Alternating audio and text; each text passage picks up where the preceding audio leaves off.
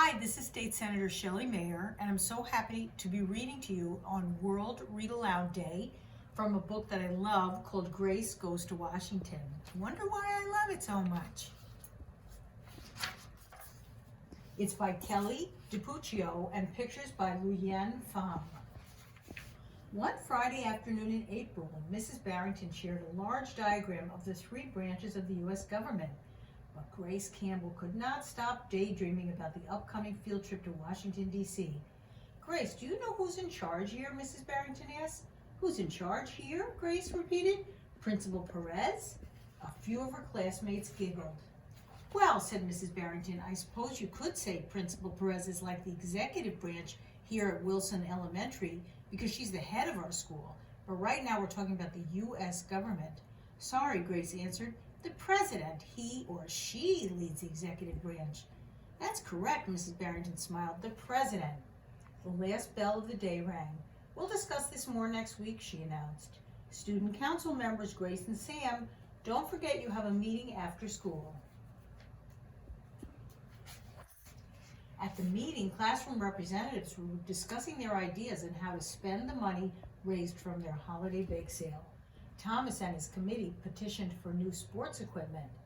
Grace and her committee thought new books for the library were the way to go, and Principal Perez even offered her own suggestion. The music room sure could use some new instruments. Mr. Marshall, the media center teacher, listened carefully to all of their arguments and took notes. They're all good ideas, Grace later admitted to Sam. There's no way we'll agree before the vote next week. You know what I was thinking during the meeting, Sam asked? No, what?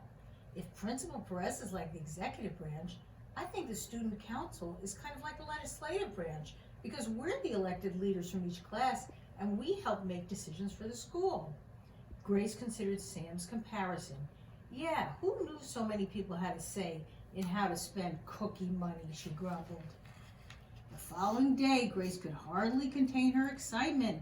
It was finally field trip day, and as the bus drove down Pennsylvania Avenue, cherry blossoms dotted the streets like pink pom-poms.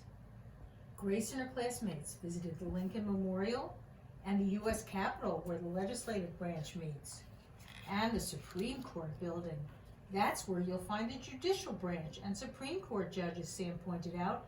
They decide if our rules and laws are fair. Kind of like Mr. Marshall does at our student council meetings, Grace added. During a tour of the White House, home of the executive branch, Grace's dream of becoming president felt more real.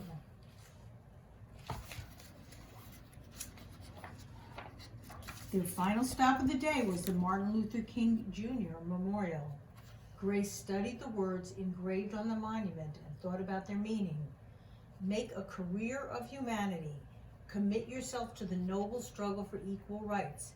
You will make a greater person of yourself, a greater nation of our country, and a finer world to live in. At recess the next day, arguments about what to purchase for the school grew more heated. Look at this crummy basketball, Clara complained. It's practically worthless. At least you have a ball, Fletcher groaned. There are 2 new books in the Ninja Wizard series, but our library doesn't have either one. Hannah lobbied the loudest for new instruments. Well, I, for one, am sick and tired of playing the recorder in music class. Principal Perez is right. Grace glanced at Thomas, who was unusually quiet. She looked past him to see who he was staring at. Grace didn't recognize the boy sitting all alone. He must be new, she thought. He looked kind of sad. Just then the bell rang and the students scattered.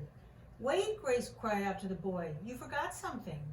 Grace handed him his sketchbook. I like your drawing, she said. Thanks, said the boy with a smile. Grace caught up to Thomas in the hallway. I have an idea, she said. A few days later, the student council's last meeting of the year was being called to order. Excuse me, Grace interrupted. Before we vote, Thomas and I would like to introduce you to someone. This is Aman. He's new to our school. We'd like all of you to consider one more option for how to spend the bake sale money. Together they rolled out a big poster. We're calling it the Friendship Mall, Thomas said proudly. Aman helped us design it. It's a place where you can go at recess to let other students know when you need a friend, Aman explained. Next, Thomas spoke about their field trip to Washington, D.C., and Grace read a quote from Martin Luther King Jr. "A finer, kinder world starts with us and the choices we make," she concluded. Thank you for listening. Everyone clapped. Principal Perez wiped away a few tears. Mr. Marshall pounded his gavel. It's time to vote. After the ballots were collected from each classroom representative and the votes were tallied, Student Council President Grace Campbell peeked at the results and grinned. "It's a unanimous decision," she announced excitedly. "All members are in favor of the Friendship Mall." The room filled with happy cheers. Principal Perez took a seat, and then, much like a president signs a bill into law, she approved the election results, making the decision official. "Today you put your own wants and needs aside in order to serve others," she said, beaming. "That is true leadership." This time, everyone agreed. And that is the end of the wonderful story, Grace Goes to Washington.